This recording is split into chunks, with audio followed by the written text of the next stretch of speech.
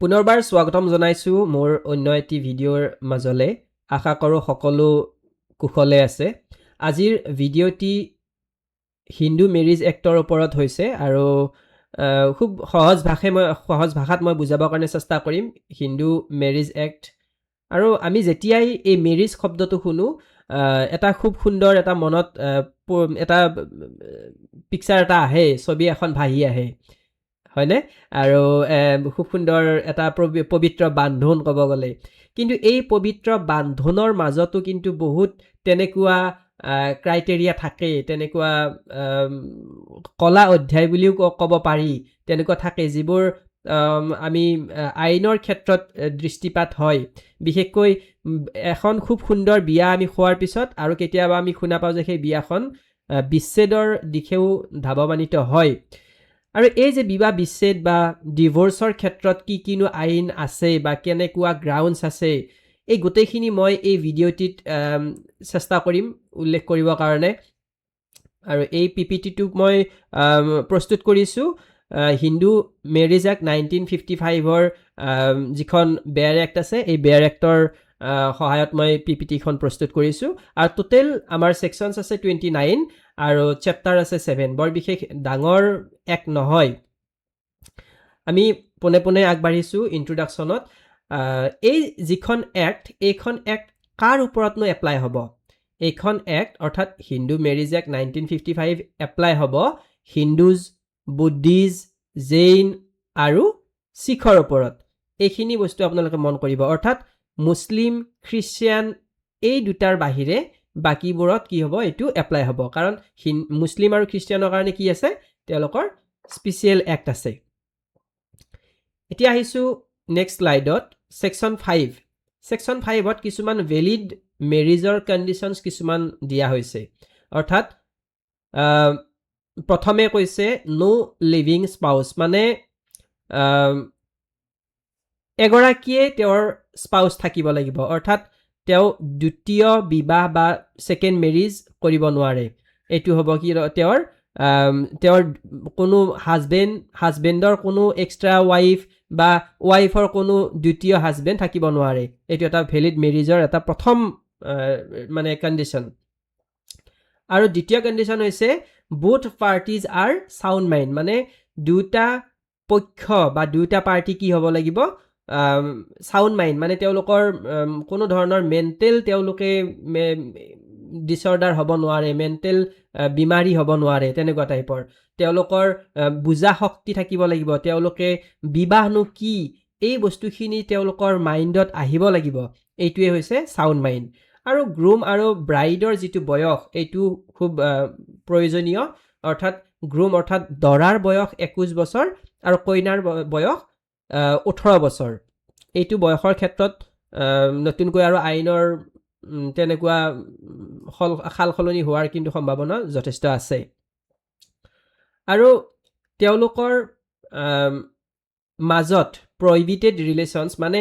এনেকুৱা কিছুমান সম্পৰ্ক যিটো সম্পৰ্ক ৰিচুৱেলিয়ে হওক বা কাষ্টমেলি হওক বা লিগেলিয়ে হওক যিবোৰ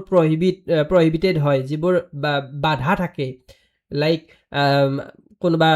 চিষ্টাৰক বা কোনোবা যিবোৰ সম্পৰ্ক মানে আমি গ্ৰহণ কৰিব নোৱাৰোঁ এজ এ ৱাইফ হিচাপে সেইটো হ'ব নোৱাৰে এইটো ভেলিড মেৰিজৰ অন্য এটা কণ্ডিশ্যন আৰু পাৰ্টিজ নট সপিণ্ডাৰ্ছ এইটো এটা এই তেনেকুৱাই হয় ব্লাড ৰিলেশ্যন বা তেনেকুৱা সপিণ্ডাৰ কথা কৈছে ইয়াতে আৰু মই আহিছোঁ নেক্সট স্লাইডত চৰি আজি অলপ গাটো ভাল নহয় তথাপি মই চেষ্টা কৰিম আপোনালোকক যিমানখিনি পাৰোঁ বুজাবৰ কাৰণে ইম্পৰ্টেঞ্চ দিয়া হৈছে ছেকশ্যন 5ত ডিগনিটি অফ মেৰিজ এই যিটো ডিগনিটি আৰু ৰাইটছ অফ ওমেন মানে মানুহৰ কি ৱাইফৰ বা মহিলাগৰাকীৰ ৰাইটছৰ ওপৰত বহুত বেছি গুৰুত্ব দিয়া হৈছে ছেকশ্যন 5ত মেণ্টেল কেপাচিটি অফ স্পাউচ অৰ্থাৎ সেই ৱাইফজনীৰ মেণ্টেল কেপাচিটি কেনেকুৱা ছ'চিয়েল মৰেলিটিৰ ওপৰত কথা কোৱা হৈছে আৰু এই ছেকশ্যন 5ত এই গোটেইখিনি সাঙুৰি লোৱা হৈছে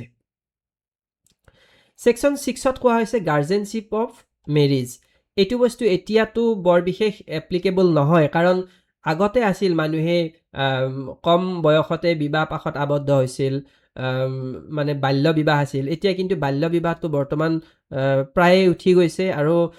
দেখিছোঁ আমি চৰকাৰেও এই ক্ষেত্ৰত বহুত মাত মাতি আছে। আৰু বাল্য বিবাহ যদি হয় সেই ক্ষেত্ৰত আগতে গাৰ্জেনশ্বিপৰ এইটো ছেকশ্যন 6টো এপ্লিকেবল হৈছিল। এতিয়া কিন্তু এইটো তেনেকুৱা দেখা নাযায়। আৰু ছেকশ্যন 7ত আছে চেৰিমনিজ অফ মেৰিজ, অৰ্থাৎ মেৰিজ চেৰিমনি কিনো হয় এই ক্ষেত্ৰত কোৱা হৈছে, যিটো আমাৰ এটা পৰম্পৰা থাকেই বিশেষকৈ হিন্দু বিয়াহৰ ক্ষেত্ৰত, যে 7 পাক ঘূৰিব লাগে অগ্নি দেৱতাক সাক্ষী কৰি, এই যিটো ৰিচুৱেল ক'ব গ'লে এইটো হৈছে আপোনাৰ চেৰিমনিজ। আৰু এইটো এটা ছাতাপাদি বুলি কয়, সপ্তাবাদী, ক্ষমা কৰিব, সপ্তাপাদীটোৰ অৰ্থ হৈছে, সপ্তা মানে হৈছে 7 আৰু পাদি মানে হৈছে ষ্টেপ, অৰ্থাৎ 7 ষ্টেপ যিটো ঘূৰা হয় সেইটো হৈছে সপ্তাবাদী। তাৰপিছত ছেকশ্যন 8ত কৈছে ৰেজিষ্ট্ৰেশ্যন অফ মেৰিজ। এইটো এটা আগতে এইটো তেনেকুৱা নাছিল যে ৰেজিষ্ট্ৰেশ্যন কৰিবই লাগিব, কিন্তু বৰ্তমান সময়ত ৰেজিষ্ট্ৰেশ্যন কৰাটো খুবেই প্ৰয়োজনীয় হৈ পৰিছে, বিশেষকৈ বিভিন্ন ক্ষেত্ৰত, লিগেল প্ৰুফৰ ক্ষেত্ৰত আৰু কোৰ্টৰ কেছৰ ক্ষেত্ৰত, আৰু এইবোৰ useful of passport or visas, relationship বুজাবৰ কাৰণে। আৰু কেতিয়াবা কি হয়, মই পাইছোঁ তেনেকুৱা, যদি আপুনি কিবা এপ্লাই কৰে চৰকাৰী সাহাৰ্যই হওক বা লোনৰ ক্ষেত্ৰত হওক, তেতিয়া আপুনি হাজবেণ্ড আৰু ৱাইফৰ ৰিলেশ্যনশ্বিপৰ ক্ষেত্ৰতো এই ৰেজিষ্ট্ৰেশ্যন কাৰ্ডখন বা ৰেজিষ্ট্ৰেশ্যন চাৰ্টিফিকেটখন বহুত প্ৰয়োজনীয় হয়। আপোনালোকৰ যদি কোনোবাই বিয়া বাৰু পাতিছে, ৰেজিষ্ট্ৰেশ্যন কৰা নাই, তেতিয়াহ'লে ৰেজিষ্ট্ৰেশ্যনটো কৰি ল'ব সোনকালে। আৰু ৰেজিষ্ট্ৰেশ্যন কৰিবৰ কাৰণে যদি কিবা জানিব লগা থাকে, তেতিয়াহ'লে আপোনালোকে কমেণ্টত গৈ মোক সুধিব পাৰে, আৰু ময়ো ইয়াৰ ওপৰত পাৰিলে পিছত এক্সট্ৰাকৈ এটা ভিডিঅ' বনাম। আৰু এনেকুৱাও নহয় যে ৰেজিষ্ট্ৰেশ্যন কৰিলেহে সেই বিয়াখন ভেলিড হ'ব আৰু ৰেজিষ্ট্ৰেশ্যন নকৰিলে মানে ইনভেলিড হ'ব, তেনেকুৱা কথা নহয়, কিন্তু ৰেজিষ্ট্ৰেশ্যন কৰাটো খুবেই বৰ্তমান সময়ত প্ৰয়োজনীয়। তাৰপিছত আছে ৰেষ্টিটিউশ্যন অফ কনজুগেল ৰাইটছ। মানে কনজুগেল মানে বৈবাহিক জীৱনৰ যিবোৰ ৰাইটছ, অধিকাৰ থাকে সেইটো কথা কৈছে। আৰু ইয়াত যদি কেতিয়াবা এনেকুৱা হয় ন, যে একো কাৰণ নাথাকে হাজবেণ্ডে ৱাইফৰ পৰা দূৰত আহিছে, হাজবেণ্ডে ৱাইফক ঘৰত থৈছে অথচ তেওঁ আনিবই যোৱা নাই, বা কোনো ধৰণৰ ৰিজন নাই, আৰু ৰিজন নোহোৱাকৈ তেওঁক মানে কি কৰিছে, বৈবাহিক জীৱনৰ পৰা লাহে লাহে আঁতৰত অহাৰ মানে চেষ্টা এটা কৰি আছে। এনেকুৱা যদি কেতিয়াবা হয়, তেতিয়াহ'লে কোৰ্টে অৰ্ডাৰ দিব পাৰে তেওঁলোকক, যে তেওঁলোকক জুডিচিয়েল ছেপাৰেশ্যনৰ ক্ষেত্ৰত কোৰ্টে মানে কি কৰিব পাৰে, অৰ্ডাৰ দিব পাৰে। জুডিচিয়েল ছেপাৰেশ্যনৰ কথা ক'ত আছে, ছেকশ্যন 10ত আছে। মন কৰিব, ছেকশ্যন কেইটা যে কৈ আছোঁ, এই গোটেইখিনি হিন্দু মেৰিজ এক্টৰ ওপৰত কৈ আছোঁ, হিন্দু মেৰিজ এক্ট 1955ৰ ওপৰত কথা কৈ আছোঁ মই। আৰু জুডিচিয়েল ছেপাৰেশ্যনটো কি হৈছে, যে কোৰ্টত যেতিয়া আপুনি এপ্লাই কৰিব ডিভোৰ্চৰ কাৰণে, তেতিয়া পটককৈতো ডিভোৰ্চ নাপায়। আৰু যদি আপোনাৰ সংসাৰখন যদি অলপ তেনেকুৱা ওলট পালট হৈ আছে, তেতিয়া কি কৰে, কোৰ্টৰ ফালৰ পৰা অলপ তেওঁলোকক গেপ এটা দি দিয়ে, সেইটো জুডিচিয়েল ছেপাৰেশ্যন বুলি কয়। আৰু সেই গেপটোৰ উদ্দেশ্য এইটোৱে, যাতে তেওঁলোকে প্ৰয়োজন বোধ কৰে যে হাজবেণ্ড বা ৱাইফ নোহোৱাকৈ জীৱনটো আধৰুৱা, এই যিখিনি তেওঁলোকৰ প্ৰয়োজন, তেওঁলোকৰ এইখিনি প্ৰয়োজন বোধ কৰাৰ পিছত তেওঁলোকে যদি আৰু পুনৰ মিলন হয়, সেইটোৰ উদ্দেশ্যে মানে জুডিচিয়াৰী কি কৰে, কোৰ্টে এইটো এটা ছেপাৰেশ্যন প্ৰভিজন ৰাখিছে, আৰু এইটো ছেকশ্যন 10ত আছে। আৰু আছে 11ত আছে ভইড মেৰিজ। ভইড মেৰিজ মানে যিটো মেৰিজৰ কোনো লিগেল এক্সিষ্টেঞ্চ নাথাকে, এইটো ইনভেলিড, টোটেলি ইনভেলিড। আৰু ভইড মেৰিজবোৰ কি হয়, আৰম্ভণিৰ পৰাই মানে এইটো ইনভেলিড হয়। দুটা টাৰ্ম আছে, এটা হৈছে ভইড মেৰিজ আৰু এটা ভইডেবল মেৰিজ। ভইডেবলবোৰ কি হয়, ধৰা হ'ল আৰম্ভণিৰ পৰা ইলিগেল নহয়, আৰম্ভণিৰ পৰা লিগেলে আছিল, ভেলিডে আছিল, কিন্তু পিছত মানে গম পালে যে কোনোবা এটা পাৰ্টিয়ে গৈ কেছ কৰি দিলে যে মোৰ বিয়াখনৰ ক্ষেত্ৰত মোক জোৰ কৰি বিয়া পাতিছিল, ফ'ৰ্চফুলি বিয়া পাতিছিল। সেইটো আছে আপোনাৰ 12ত আছে, ছেকশ্যন 12ত ভইডেবল মেৰিজ। ধৰা হ'ল মোক মেণ্টেলি মোক বহুত টৰ্চাৰ কৰিছিল, যদি মই বিয়া নাপাতো, মোৰ লগত ফিজিকেলি তেওঁ হাজবেণ্ডে মোৰ লগত ফিজিকেলি বিয়াৰ আগতে ফিজিকেলি মোৰ লগত এট্ৰাক্ট হৈছিল, লগতে মোৰ প্ৰতি কিবা ভিডিঅ'জ বা ফটোজ ভাইৰেল কৰাৰ ভাবুকি দিছিল, সেইকাৰণে মই বিয়া হৈছোঁ। এনেকুৱা কিছুমান যদি তেওঁ কমপ্লেইন দিয়ে তেতিয়াহ'লে সেইখন কিন্তু ভইডেবল মেৰিজ হ'ব পাৰে আৰু যদি এনেকুৱা হয় যে ৱাইফগৰাকীয়ে প্ৰেগনেণ্ট আছিল বা প্ৰেগনেণ্ট হৈছে বিয়াৰ সময়ত বা বিয়াৰ পিছত অন্য কোনো ব্যক্তিৰ দ্বাৰা অৰ্থাৎ তেওঁৰ হাজবেণ্ড নহয় অন্য কোনো ব্যক্তিৰ দ্বাৰা তেতিয়াহ'লে মানে এইটো এটা ভইডেবল মেৰিজত পৰে আৰু তাৰপিছত আহিব আপোনাৰ মই ক'লোঁ ইতিমধ্যে ডিফাৰেঞ্চটো ক'লোৱে ভইড আৰু ভইডেবলৰ ক্ষেত্ৰত ভইডটো কি হয় ভইডটো আপোনাৰ আৰম্ভণিৰ পৰাই সেইখন ইললিগেল বা ইনভেলিড বিয়া হয় আৰু ভইডেবলৰ ক্ষেত্ৰত কি হয় ভেলিডে থাকে যেতিয়ালৈকে কোৰ্টে কোনো ডিক্ৰী পাছ নকৰে কেঞ্চেলেশ্যনৰ কাৰণে এইটো এটা ডাঙৰ ডিফাৰেঞ্চ আৰু ইয়াত বনাই লিখি দিব আৰু ধুনীয়াকৈ যিমানখিনি পাৰে মূল টপিকটো বুজি লওক মূল যিখিনি কনচেপ্ট এইখিনি বুজি লওক তাৰপিছত আহিল আমাৰ খুব প্ৰয়োজনীয় এটা টপিক ডিভোৰ্চ আৰু ডিভোৰ্চটো আছে ছেকশ্যন 13ত আছে ডিভোৰ্চটো কোনেও নিবিচাৰে আৰম্ভণিতে কোনোবাই বিচাৰে নেকি মোৰ ডিভোৰ্চ হওক মই বিয়া পাতোঁ মোৰ বিয়া পতাৰ পিছত ডিভোৰ্চ হওক কোনেও নিবিচাৰে এইটো এটা মানে অকাল্পনিক এটা কথা কিন্তু বহু বিবাহৰ ক্ষেত্ৰত ডিভোৰ্চটো আহি পৰে আৰু ময়ো আগতে ডিভোৰ্চৰ ক্ষেত্ৰত বহুখিনি লিখিছোঁ কাগজে কলমে কিন্তু কেতিয়াবা এনেকুৱা ভাৱ হয় যদি আপুনি শহুৰৰ ঘৰত জীৱনটো কান্দি কটাব লাগে তেতিয়াহ'লে আপোনাৰ ক্ষেত্ৰত ডিভোৰ্চটো এটা লিগেল উপায় য'ত আপুনি আপোনাৰ বাকী থকা জীৱনটো আপুনি এনজয় কৰিব পাৰে তেনেকুৱা এটা আছে আৰু কি গ্ৰাউণ্ডতনো আপুনি ডিভোৰ্চ ল'ব পাৰে এই ক্ষেত্ৰতো আইনে ছেকশ্যন 13ত উল্লেখ কৰিছে এটা হৈছে ক্ৰুৱেল্টি মানে হৈছে যদি বৰ বদমেজাজি থাকে কিছুমান হাজবেণ্ড বহুত বেছি টৰ্চাৰ কৰে বহুত বেছি গালি গালাজ মানে শান্তি নাই এনেকুৱা হৈ যায় যে হাজবেণ্ড নাথাকিলেই ভাল ঘৰত হাজবেণ্ড অহাৰ পিছত মোৰ শান্তি একেবাৰে নোহোৱা হৈ যায় ল'ৰা ছোৱালীক গালি পাৰে মাৰধৰ কৰে ৱাইফক মাৰধৰ কৰে মানে এটা খুব মানে এটা বেয়া এটা চিটুৱেশ্যন এইটো হৈছে ক্ৰুৱেল্টি আৰু আছে আপোনাৰ এডাল্ট্ৰি আছে এডাল্ট্ৰিটো এইটো এটা খুব বেয়া কথা যদি আপোনাৰ কোনো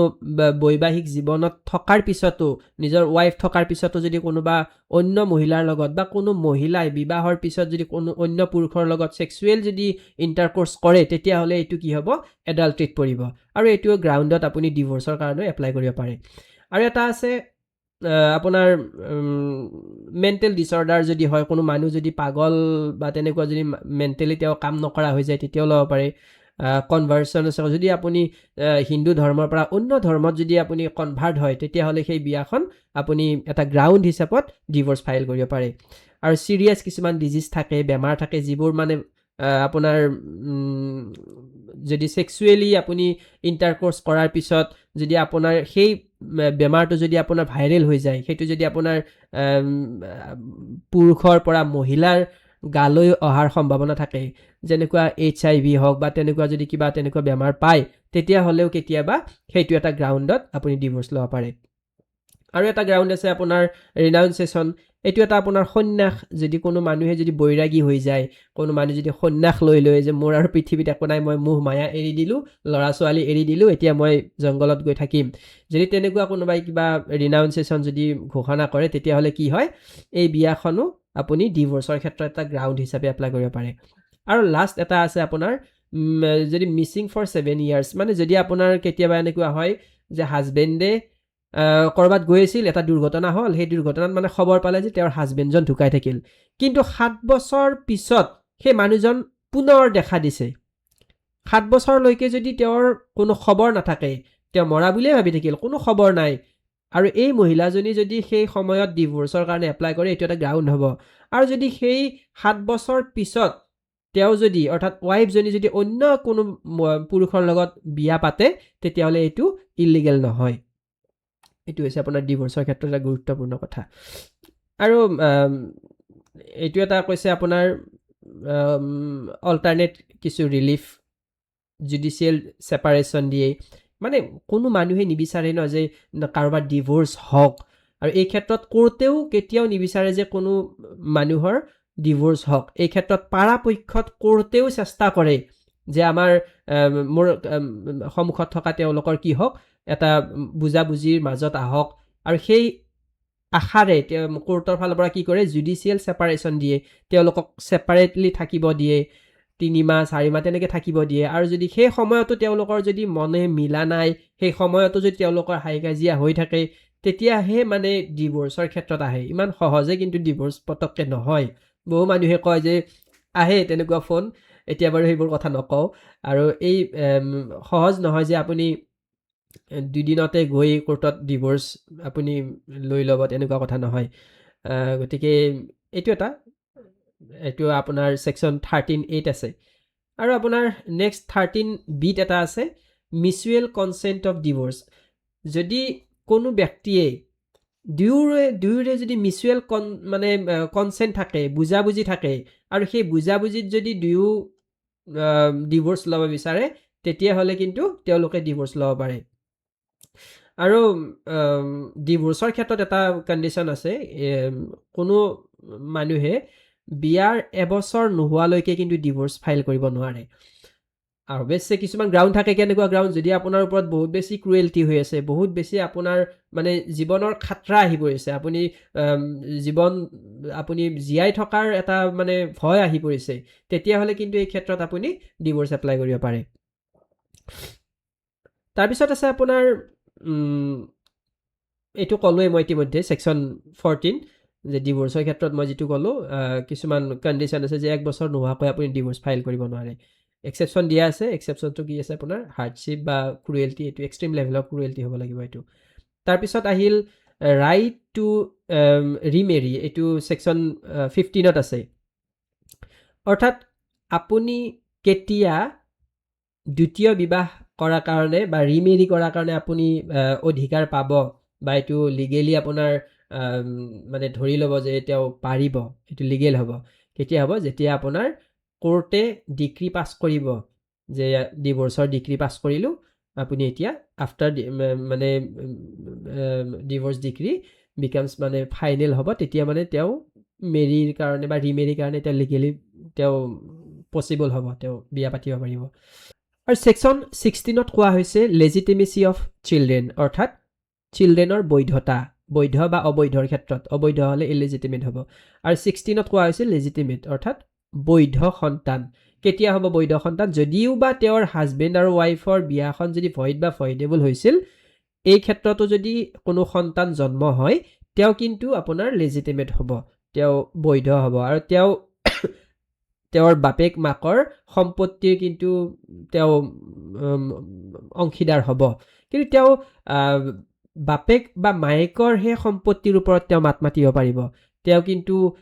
ককাকৰ বা খুৰাকৰ বা তেনেকুৱা ক্ষেত্ৰত আপোনাৰ যিখিনি সম্পত্তি আছে তাত কিন্তু মাত মাতিব নোৱাৰে এইটো আপোনাৰ ছেকশ্যন 16 আৰু আপোনাৰ ছেকশ্যন 17ত কৈছে বাইগেমি এইটো এটা যদি মই আগতে কৈছোঁ যদি বিবাহৰ মাজত থকাৰ পিছতো ধৰা হ'ল কোনো ল'ৰা বা ছোৱালী বিবাহত আবদ্ধ হ'ল নিজৰ ৱাইফ থকাৰ পিছতো অন্য যদি কোনোবা স্পাউচ লয় বা অন্য যদি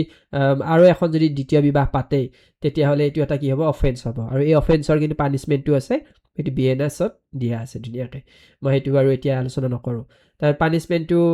মে বি ফাইন বা ইমপ্ৰিজনমেণ্ট হ'ব পাৰে জেইল পৰ্যন্ত হ'ব পাৰে ফাইনো হ'ব পাৰে ছেকশ্যন 5ত দিয়া আছে এইটো আপোনাৰ পানিছমেণ্ট দিয়া আছে তাৰপিছত আহিলোঁ মই জুৰিছডিকশ্যন আপুনি ধৰা হ'ল আপোনাৰ সংসাৰত তেনেকুৱা এটা কিবা ফাট মেলিছে আপুনি তেনেকুৱা কোৰ্টত যাব বিচাৰে লিগেলি যাব বিচাৰে তেতিয়াহ'লে আপুনি কোনখন কোৰ্টত যাব এই ক্ষেত্ৰত আপুনি আপোনাৰ য'ত আছে বা ৱাইফে বৰ্তমান কাৰেণ্টলি ক'ত তেওঁ বাস কৰে এই কাৰেণ্টলি বাস কৰা